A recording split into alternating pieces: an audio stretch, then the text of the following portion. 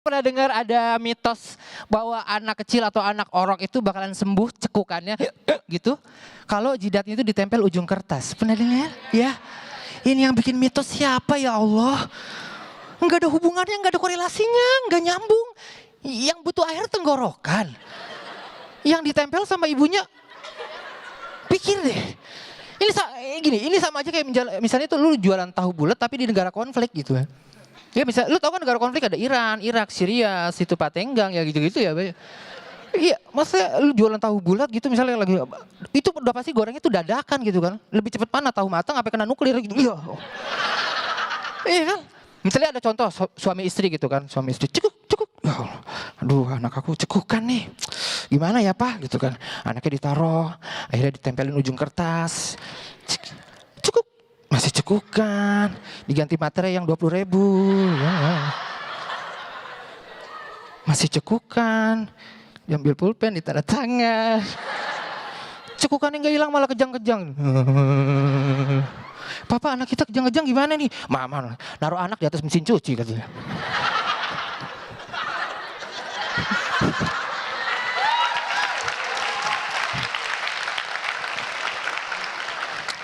Ada suka dangdut, sini dangdut. Banyak yang suka dangdut gak di sini? Ada yang banyak ya. Yang tahu Rita Sugiarto ada? Ada ya? Hari ini saya umumkan, asik ya. Pada bulan, pada bintang, asik ya. Yang cowok-cowok basah kayaknya gue nyanyi gitu.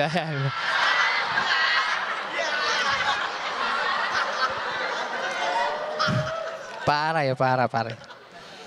Tapi gue pernah ngeliat ada penyanyi dangdut itu di pinggir jalan, di DVD bajakan itu ada yang penyanyi dangdut ini yang antara goyangan sama liriknya ini nggak sinkron. Dia pakai roknya segini nih, roknya segini, di sini. Parah bro. Dia naik ke atas panggung dengan pakaian seksi gitu kan, ini penyanyi dangdut parah banget. Dangdut itu kalau dangdut tanpa goyang bagai sayur tanpa garam, benar. Tapi menurut gua ada juga dangdut yang nggak harus goyang juga, harus mengikuti liriknya gitu kan. Ini penyanyi dangdut parah banget, udah pakaian seksi, dia goyangan sama liriknya nggak sinkron gitu. Dan naik ke atas panggung, lihat siap semuanya goyang, ayo siap.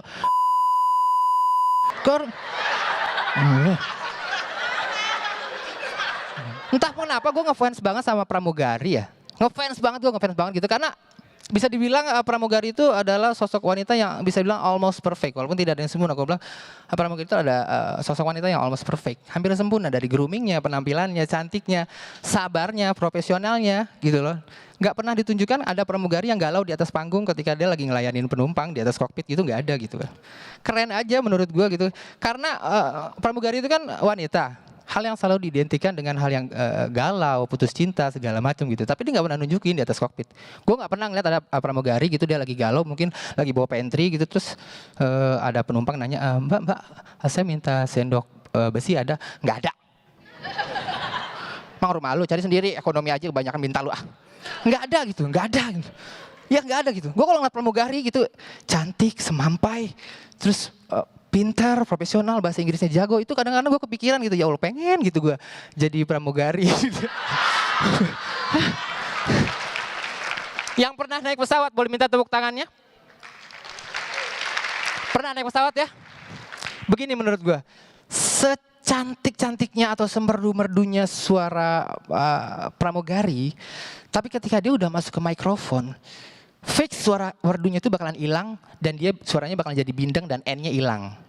Misalnya gini, dia pengen ngomong, para penumpang yang terhormat selamat datang di penerbangan bla bla bla. Ini suaranya kalau dimasukin ke mikrofon dan kita di kokpit dengar jadi begini. Para penumpang yang terhormat selamat datang di penerbangan FD 40 juga.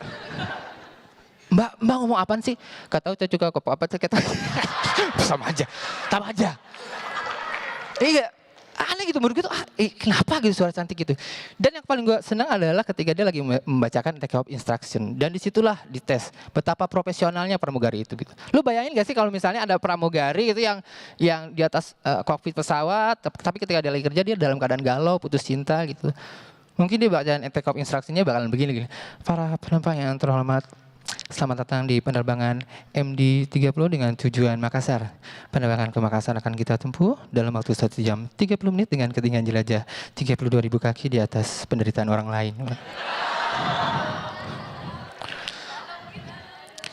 Perlu kami sampaikan bahwa penerbangan ini tanpa asap rokok, tanpa alkohol, dan tanpamu di sisiku.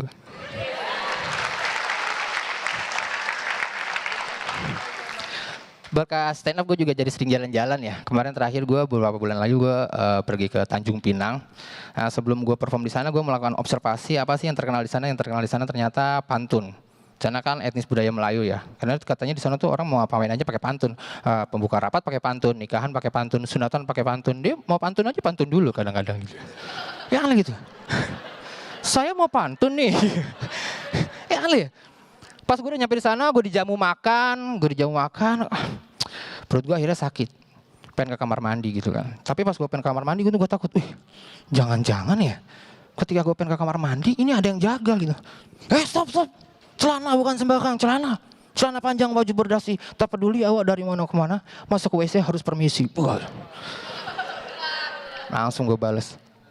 Emas perak adalah harta. Disimpan dijaga sepenuh hati. Saya nahan dari Jakarta.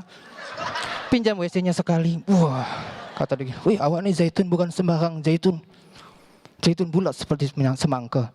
Pandai kali awak berpantun, silakan pakai WC semaunya. Wah. Gue masuk, gue mundur lagi. Zaitun bukan sembarang zaitun. Pulau penyengat jauh di sana, terlalu lama kita berpantun, saya sudah di celana. Selamat malam, Gue Diki.